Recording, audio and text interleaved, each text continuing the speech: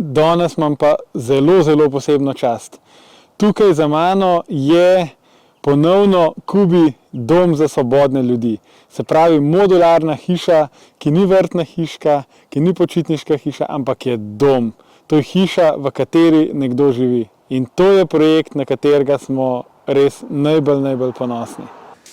Tole je hiška, ki ima približno 30 kvadratov in služi kot dom, kot dodatno gospodinjstvo poleg stanovanjske hiše. Zato, ker če imamo v stanovanjski hiši, ki je mogoče malo premajhna, pa rabimo dva gospodinjstva, je tole ena taka luštna rešitev. In to je podobno kot neko stanovanje v bloku, enosobno. Tukaj za mano je dnevna soba oziroma dnevni prostor s kuhinjo, potem imamo noter kopalnico, mini hodnik, pa spalnico. To so prostori v čist normalnih dimenzijah, da prostor lepo diha in da se v takšni hiši počutimo lahko res udobno.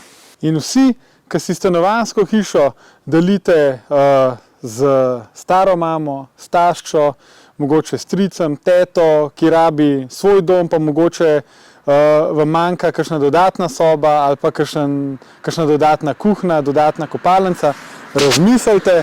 Tole je zelo simpel rešitev in ni kompromis. To ni mobilna hiška, takšna, ki jo recimo postavimo v kemp, pa ni izolirana, ampak to je ta prava stanovanjska hiša z 25 cm debelino stene, noter s pobeljenimi stenami, s ta pravo fasado, z sika kritino, skratka narejeno tako, kot je treba, tako, kot se dela lesene montažne hiše, skratka brez kompromisov.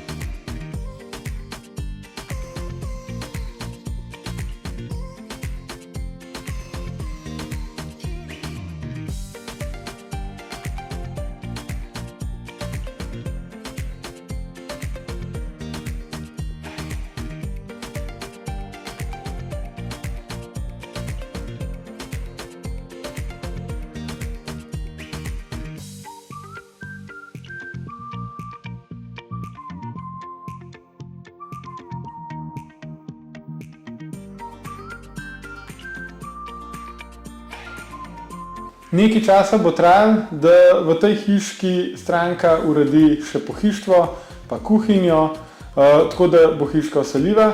In takrat obljubim, da pridem še enkrat in vam pokažem, kako hiška funkcionira, ko je vseljena.